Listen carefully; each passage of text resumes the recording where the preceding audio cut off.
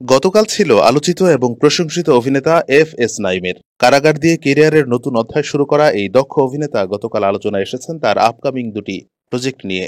জনপ্রিয় OTT platform চরকির upcoming web series Kalpurush, অন্যটি হল শেকড় নামের নতুন সিনেমার ঘোষণা দিয়ে। বলা যায় একই দিনে ডাবল চমক নিয়ে হাজির হয়েছেন নাঈম।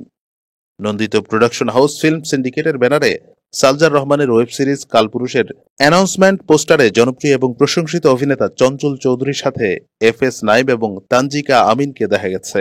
সেই পোস্টারের চমক কাটতে না কাটতেই রাতে আনুষ্ঠানিক ঘোষণা এলো প্রসূন রহমানের শেকড় সিনেমার।